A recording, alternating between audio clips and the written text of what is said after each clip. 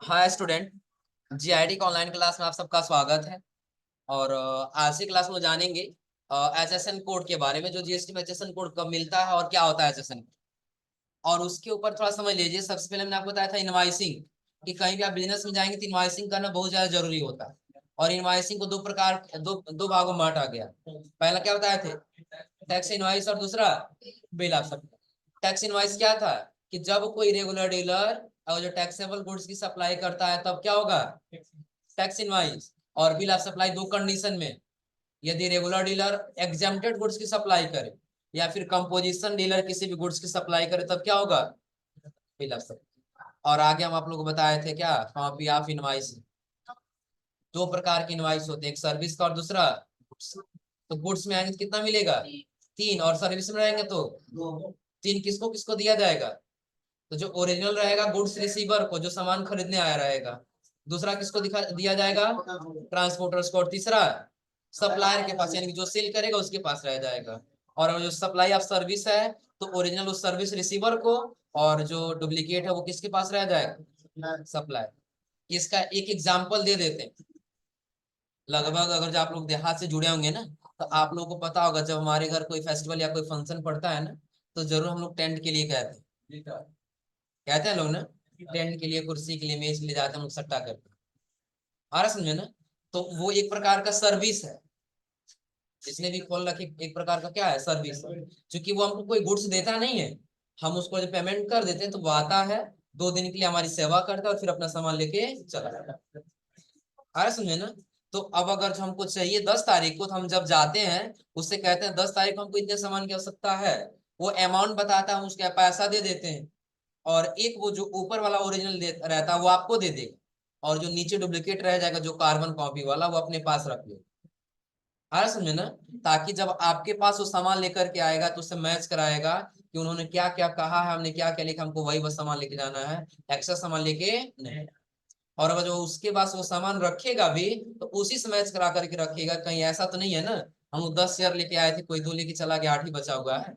Match कराते हैं sir. अगर जो मैच नहीं करता तो वही कहते हैं सर, थोड़ा आप अपना लेके आइए, देखिए हम आपको इतना दिए थे, तो कम पड़ रहा है, आप अपने पास से दीजिए। आ रहा समझे ना? तो जो सर्विस प्रोवाइडर होते हैं, कितना कॉपी?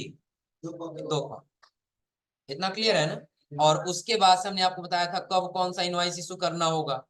तो रेगुलर है, टैक्सेबल है तो टैक्स इनवाइस, और बाकी सब बिल ऑफ। जिसमें इसके बाद से दिया है एचएसएन कोड इन जीएसटी। देखिए दो दो कोड होता है, एक एचएसएन कोड होता है और दूसरा सैक कोड होता है। क्या होता है? एचएसएन कोड और सैक। एचएसएन कोड का होता है हार्मोनाइज सिस्टम ऑफ नोमेनक्लेचर, और सैक कोड का होता है सर्विस के लिए। अब समझ लीजिए, अगर जो हम एचएसएन कोड की बात करें, तो एचएसएन कोड किसको दिया जाएगा? तो जब कोई भी ऐसा डीलर है जो गुड्स की सप्लाई करता है, किसका सप्लाई करता है? गुड्स का, तो उसको क्या मिलेगा?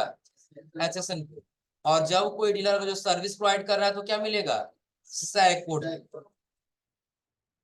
इतना क्लियर है ना? अब ये जो भी एचएसएन कोड हुआ या ये सैक कोड हुआ, ये मैक्सिमम अगर जो देखा जाए तो 5,000 से कोई भी, अगर जो आप गुड्स एक्स्ट्रा खरीदेंगे, उससे ज्यादा खरीदेंगे, तो उस पे आपको जरूर एचएसएन कोड लिखा हुआ दिखाई देगा। कितने अमाउंट से ऊपर?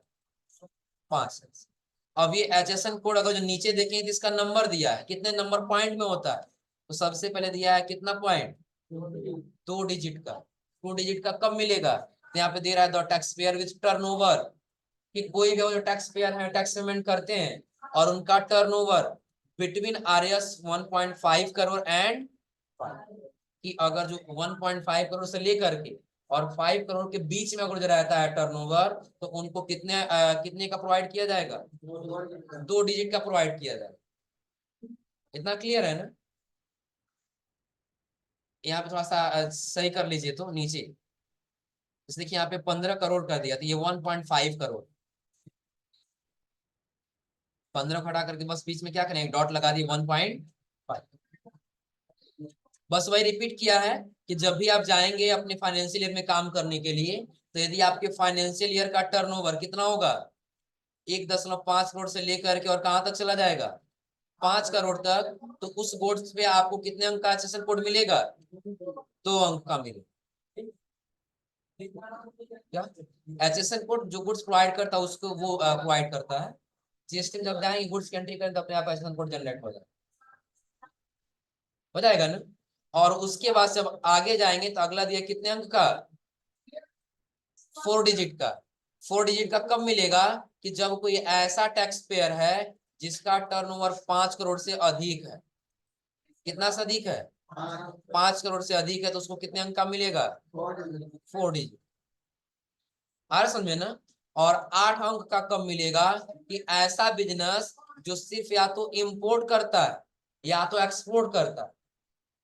इंपोर्ट और एक्सपोर्ट का मतलब पता है ना, आयात और निर्यात। सपोज करिए कि आपका जो बिजनेस है वो हम मान लेते हैं कि हाँ चाइना और इंडिया के बॉर्डर के पास में आपका बिजनेस आ रहा समझे ना। तो आप क्या करते हैं, चाइना से सामान को इंपोर्ट करते हैं और इंडिया के अंदर उसको क्या कर देते हैं, एक्सपोर्ट कर देते हैं। तो टर्नओवर कम तो नहीं होगा ना, इसमें टर्नओवर की बात नहीं है, बस सिर्फ किसका बात है, इंपोर्ट और एक्सपोर्ट। यदि आप गुड्स का आयात और निर्यात करते हैं तो आपको कितने अंक का दिया जाएगा, 8 अंक का HSN कोड। इतना क्लियर है ना। फिलहाल बस इतना समझिए कि यदि पूछा जाए व्हाट इज HSN कोड, तो HSN कोड गुड्स के पहचान के लिए दिया जाता है। किसके पहचान के लिए, गुड्स की पहचान के लिए। अगर जो एक एग्जांपल देखें तो आपका अगर जो बिजनेस है किसी स्टेशनरी का, तो आपके बिजनेस में हजारों टाइप्स के बुक्स होंगे, होगा ना। कितने टाइप्स का होगा, हजारों टाइप्स का बुक्स होगा। लेकिन अगर उसको पहचानना या सर्च करना है, उस बुक्स के लिए क्या रहेगा, HSN कोड रहेगा। सर्विस देखा जाए तो सर्विस भी कई सारे प्रकार के होंगे, और उस सर्विस को प्रोवाइड करने के लिए और ये कैटेगरी में बांटा जाए, वो कौन डिफाइन करता है, हाँ SAC यानी कि सैक कोड कर, याद रहेगा ना।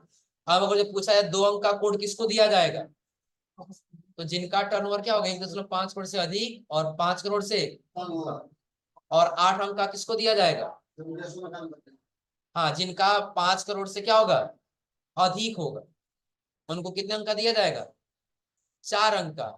और 8 अंक का किसको दिया जाएगा, हाँ जो इंपोर्ट और एक्सपोर्ट करते हैं उनको कितने अंक का, 8। इतना क्लियर है ना। और उसके बाद जब आगे आएंगे तो अगला ये हम लोग आ जाता है क्या, इनपुट इनपुट क्रेडिट मार्केट। हाँ इसके पहले आप लोग ITC पढ़े थे, ITC पढ़े हैं ना। तो ये ITC नहीं है लेकिन ITC से रिलेटिव ही है। किससे रिलेटिव है, ITC से। जैसे आप लोग देखते हैं, अगर एक छोटा सा बिजनेस ले लेना, तो 1 मंथ में अगर हम खरीदे हैं ना, तो उसको 2 मंथ या 3 मंथ में बेचते हैं हम, ऐसा होता है ना। अगर जो हम लोग देखें, सपोज करिए एक बिजनेस है किसका, बुक्स का। किसका है, अब ये क्या करता है, रेगुलर डीलर है। कौन सा डीलर है, रेगुलर डीलर है। और यह टैक्स जो है वो मंथली जमा करता है। कब जमा करता है, मंथ। तो अब आप बताइए, हम एक मंथ ले लिए जनवरी का, कब ले लिए, जनवरी का। जनवरी मंथ में उसने परचेज किया था, क्या किया था, परचेज किया था 10,000 रुपए। कितने का परचेज किया था, 10,000। तो 10,000 को उसने टैक्स दे दिया कितना, मान लेते हैं 1,000 रुपए उसने टैक्स दे दिया। कितना दे दिया, 1,000। तो यह 1,000 उसके लिए क्या कहलाएगा, 1,000 उसके लिए क्या कहलाएगा, ITC कहलाएगा। ये कहलाएगा ना। अब जनवरी मंथ में उसने सेल किया, तो इस बार उसने ज्यादा नहीं सेल कर पाया, बस उसने सेल किया 5,000 रुपए। कितने का, 5,000 रुपए का। और 5,000 का उसने टैक्स कलेक्ट कर लिया कितना, 5। कितना टैक्स कलेक्ट किया, 5। तो अब इस मंथ में यानी कि सेल जब किया तो ये उसके लिए क्या कहलाएगा, टैक्स लाइबिलिटी। तो रेगुलर डीलर का टैक्स पेमेंट करने का एक हम लोग रूल पढ़ेंगे। तो टैक्स लाइबिलिटीज में से ITC को क्या कर देगा, माइनस कर देगा, और जो बचेगा वही अमाउंट उसको क्या करना होगा, पे करना होगा। तो अब आप बताइए, हम यहाँ लिख दिए टैक्स लाइबिलिटीज माइनस ITC लिख दी, यही है ना। तो यहाँ पर टैक्स लाइबिलिटीज कितना है, 500, और ITC कितना है, 1,000। तो क्या इस मंथ में इस सप्लायर को 1 रुपया GST पेमेंट करना पड़ेगा, नहीं पेमेंट करना पड़ेगा। वो वही हमारा रूल बताता है, कौन सा, इनपुट क्रेडिट। हाँ क्या है, देखिए जो कह रहा है क्या, आईटीसी का सीमलेस फ्लो जीएसटी का बेसिक फीचर है, जिसके अंतर्गत आईटीसी फ्लो को क्या करना होता है, मैन्युफैक्चरर से कंज्यूमर की ओर। आप लोग हम पहले बताएं कि आईटीसी किसकी तरफ बढ़ता जाता है, मैन्युफैक्चरर है तो मैन्युफैक्चरर ले लिया किससे, होलसेलर से, होलसेलर किससे, रिटेलर से, रिटेलर किससे, कंज्यूमर। तो मैन्युफैक्चरर से किधर जा रहा है, कंज्यूमर की तरफ ही जा रहा है ना।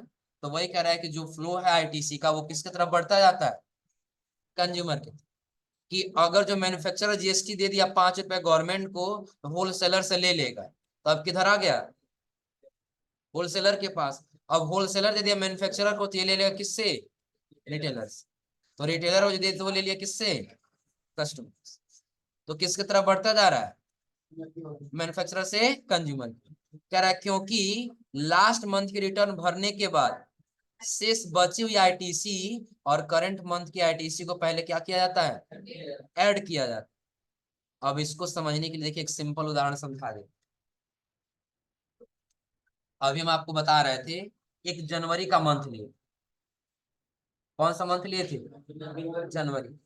जनवरी मंथ में हमारा आईटीसी आया, क्या आया, आईटीसी मान के चलिए आया 500 रुपए, और जो टैक्स लाइबिलिटीज है वो टैक्स लाइबिलिटीज आया 700 रुपये। कितना आया, 700। तो जनवरी मंथ में हम क्या करेंगे, टैक्स लाइबिलिटीज में से माइनस करेंगे किसको, आईटीसी। तो 700 ये हो जाएगा, और 500 ये वाला होगा ना। तो कितना बच रहा है, 200 बच जा रहा है ना। तो इस बार हुआ ये कि हम किसी वजह से गवर्नमेंट को अपना सारा इंफॉर्मेशन दे करके पेमेंट हम मात्र किए कितना, 100 रुपये। और 100 रुपए की हमने ये बोल दिया कि हम नेक्स्ट मंथ में जमा करें। किस मंथ में, नेक्स्ट मंथ। तो अगला मंथ कौन सा आएगा, फरवरी का आएगा ना।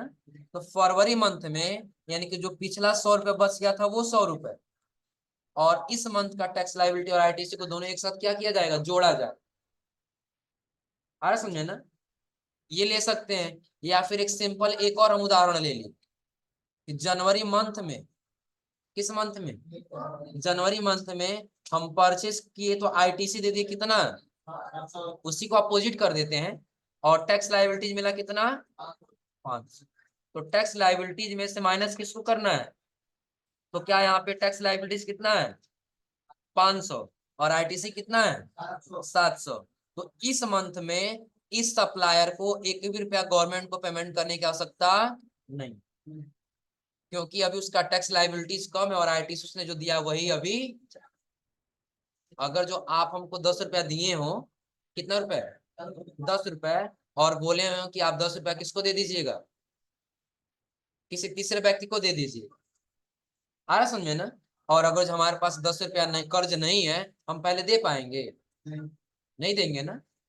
और हम आपसे लेने के लिए तो ले लिए, लेकिन उतना कंप्लीट नहीं लिए हैं, पूरा नहीं है अभी अमाउंट, क्या हम दे पाएंगे। तो वही बता रहा है कि यदि आपका टैक्स लाइबिलिटीज कम हुआ और आईटीसी क्या हुआ, ज्यादा हुआ, तो इस मंथ में आपको कोई जीएसटी पेमेंट नहीं।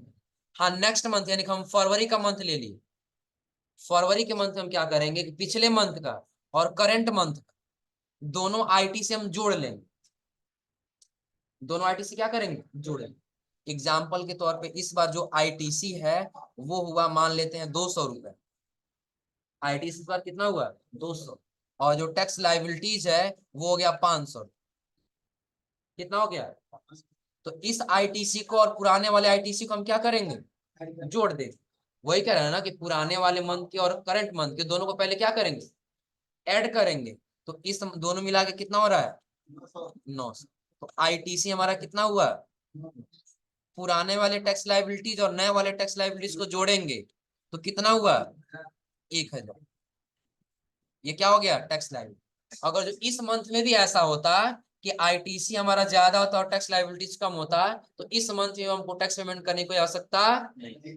जो अगर जो अभी हम आगे आए नोट्स में, देखिए आगे क्या रहा है, करंट मंथ के आईटीसी को पहले क्या किया जाता है, ऐड किया जाता है, फिर इसे करंट मंथ की टैक्स लाइबिलिटीज के साथ एडजस्ट किया जाए।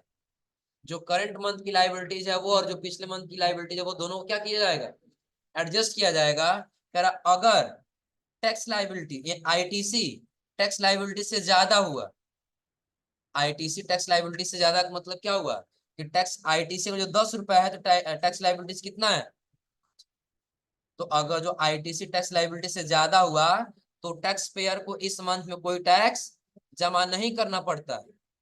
और करा और शेष बची हुई आईटीसी को अगले मंथ की टैक्स लाइबिलिटीज के साथ एडजस्ट यानी कि सेट ऑफ किया जाता है। अगर जो हम इस मंथ में परचेज कर लिए ज्यादा और सेल किए कम, उस मंथ हमारा टैक्स लाइबिलिटीज क्या रहेगा, कम रहेगा, और आईटीसी ज्यादा रहेगा। तुमको नहीं दे रहा क्या विश्वजीत, फिर सुन के याद हो जाओ।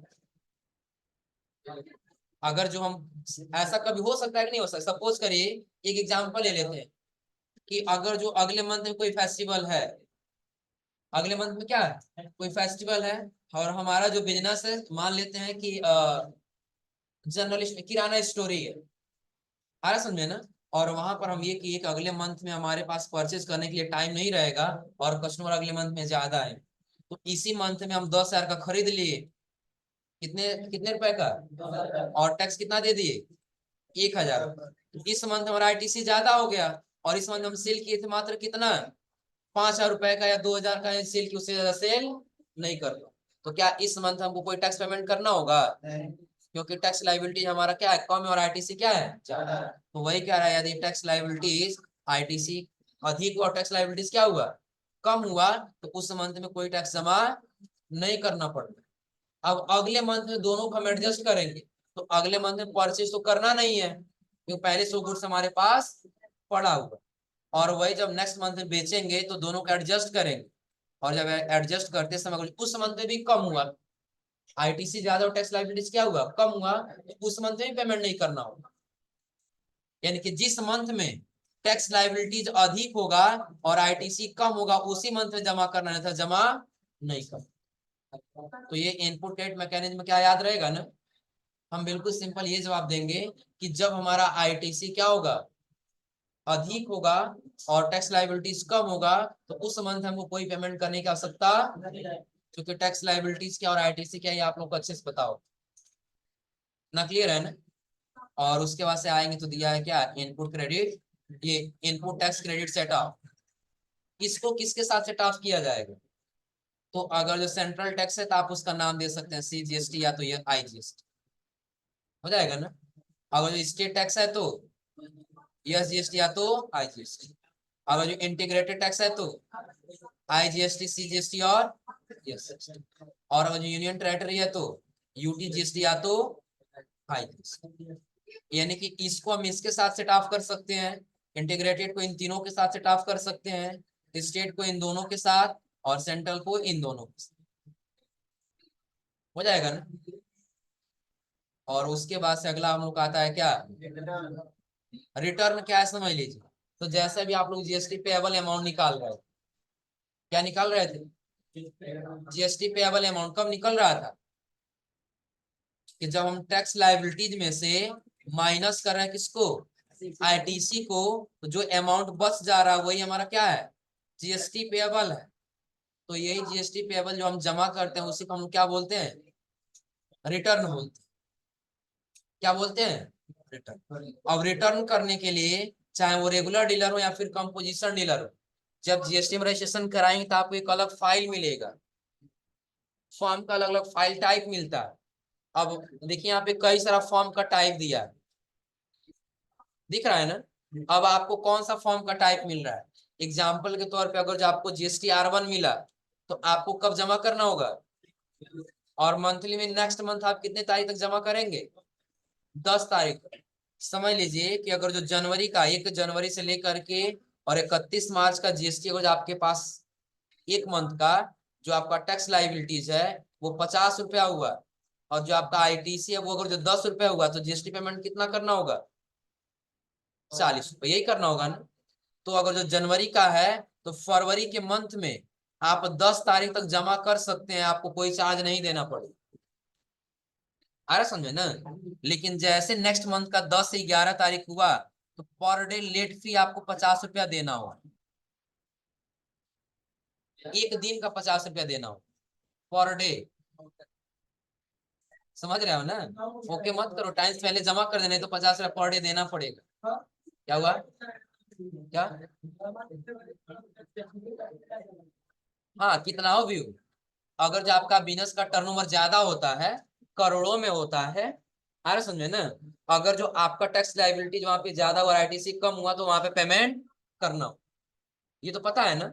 और जब पेमेंट करना हो तो आपको डेट दे दिया गया, अगर जो आप जीएसटी R1 में है, किस फाइल में? R1 में है, तो मंथली जमा करना पड़ेगा कितने तारीख तक? और 10 तारीख तक नहीं जमा करेंगे तो पर डे कितना देना पड़ेगा? हाँ, एक बार चेक भी कर लेना, समझ में आ जाएगा। अगर जो आप लोग को चेक करना है कितना देना पड़ेगा, तो सिंपली आप ब्राउजर पे आइए, और ब्राउजर पे आने पर सर्च कर लीजिए जीएसटी लेट फी। सिर्फ क्या सर्च करना है? जीएसटी लेट, क्लिक कर।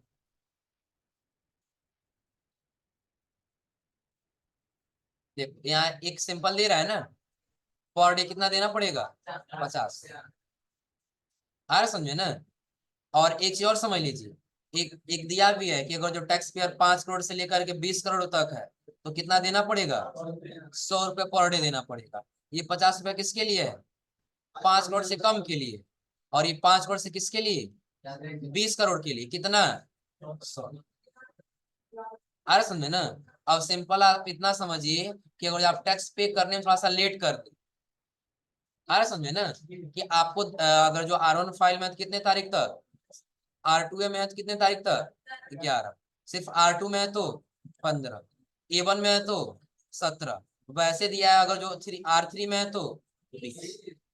अगर जो इससे आप थोड़ा सा भी मिस्टेक होते हैं, सपोज करें 17 तक नहीं जमा किए, तो आप 18 को नहीं जमा किए, तो एक दिन का कितना हो गया? 5 करोड़ से 5 करोड़ तक है तो 50 रुपया है ना? एक दिन का 50 रुपया होगा, अगले दिन भी नहीं जमा किए, कितना हो गया? 100। अब एक उदाहरण और समझ लीजिए। हम सिंपल ये समझ लिए कि अभी हमारा बिजनेस बंद होने वाला है, टर्नओवर पहले मेरा बहुत ज्यादा था, करोड़ों में था, तो हम रेगुलर स्कीम में थे। अब इस मंथ में ऐसा हुआ कि किसी कारण से कुछ समय के लिए बिजनेस बंद करना पड़ा, ऐसा हो जाता है ना? तो अब उस मंथ में मात्र हमारा जो टैक्स लाइबिलिटीज है, वो टैक्स लाइबिलिटीज हुआ था 1,000 रुपये। कितना हुआ था? 1,000। और उस मंथ का आईटीसी हमारा हो गया था कितना? 800 रुपये। तो जीएसटी पेमेंट कितना करना पड़ेगा? 200 रुपये। अब कितना पेमेंट करना है हमको? 200 पेमेंट करना है। लेकिन हम लेट कर दिए, 15 से 11 से इसके आगे हम चले गए, 2 दिन लेट चले गए, तो ये कितना पेमेंट करना होगा? 300। 4 दिन लेट करेंगे तो, 4 दिन लेट करेंगे तो 400 हो जाएगा ना, 200 उसका भी हो जाएगा, फिर कितना हो जाएगा? भाई 400 होगा। अभी 200 जमा करना था, 2 दिन का कितना? 100, फिर 2 दिन का, तो 4 दिन का कितना हो जाएगा? 200। और फिर 200 मिलके कितना हो गया? 400। 4 दिन लेट के कितना जमा करना पड़ा? चलिए 2 दिन और लेट कर दिए, 6 दिन लेट कर दिए, कितना हो जाएगा? 300 वो हो गया। और 200 मात्र पेमेंट करना था, और लेट फी कितना देना पड़ा? एक्स्ट्रा देना पड़ेगा ना? बस ये याद रखिएगा कि अगर आप जीएसटी में रजिस्ट्रेशन कराएंगे, तो फाइल टाइप आप चेक कर लेंगे, आपका फाइल टाइप कौन सा है, और उस डेट को क्या होना चाहिए? पर मंथ जमा होना चाहिए। अब नहीं जमा करना होगा तो आपका लेट फी लगेगा उसके हिसाब से। टर्नओवर अधिक है तो ज्यादा लगेगा, और कम है तो 50। अरे समझे ना? 50, 100। और उसमें भी अगर आपने 20 दिन तक नहीं जमा किया, कितना दिन तक? 20 दिन तक नहीं जमा करेंगे तो 50 रुपया 20 दिन तक लगेगा। लेकिन 20 दिन के बाद से वो सीधा दोगुना हो जाएगा, कितना? 100 पर डे। समझ रहे हैं ना? परसेंटेज बढ़ता जाएगा इससे, तो रुकेगा नहीं। तो याद रखिएगा। अब इसके बाद से अब अगले लेसन पे आएंगे, तो अगला लेसन हम लोग का स्टार्ट हो जाएगा क्या? Maintaining charts of. तो एक बार सुन लीजिएगा आप लोग। कल जो आप लोग की छुट्टी रहेगी, रामनवमी है ना? हाँ, मेला भी है, जाना लोग, मेला करके आना लोग, मिठाई लेके आना। अब आगे सुन लीजिए, एक बात सुन लीजिए। कल आप लोग के कल रामनवमी है, आ रहा समझे ना? अगर जो आप लोग एक्स्ट्रा टाइम नहीं निकाल पा रहे पढ़ने के लिए, तो आप लोग क्लास करने यहाँ पे आते हैं 10 से 12, आ रहा समझे ना? तो घर पे कम से कम 2 घंटे का टाइम निकालिएगा, और शुरू से लेकर के लास्ट तक आप लोग एक बार रिपीट कर लीजिए। आ रहा समझे ना? पहले पेज से लेकर के कहाँ तक? 22 नंबर पेज तक। कितने नंबर पेज तक? 22 नंबर पेज तक। अगर जो वहां तक कहीं भी कंफ्यूजन लगेगा तो कहीं मार्क कर लीजिए और अगली क्लास में आके जरूर पूछ लीजिए। आ रहा समझे ना? क्योंकि जैसे हम प्रैक्टिकल स्टार्ट कर देंगे तो वहां पे हो जाएगा आईटीसी, हम बता देंगे बस आईटीसी ऐसे करना होगा, आईटीसी क्या ये नहीं समझाने जाएंगे। आ रहा समझे ना? सप्लायर क्या ये समझाने नहीं जाएंगे, कस्टमर के ये समझाने नहीं जाएंगे। आ रहा समझे ना? तो इसलिए आप लोग पूरा पढ़ लीजिएगा। और अगली क्लास में आपको बताएंगे टैली को कैसे डाउनलोड करते हैं, टैली को कैसे इंस्टॉल करते हैं। आ रहा समझे ना? कैसे कंपनी क्रिएट करते हैं और कंपनी क्रिएट करना उसका कैसे लेजर और ग्रुप बनाते हैं। ना क्लियर है ना? तो आज आप लोग यहाँ तक पढ़ के समझ के आइए लोग।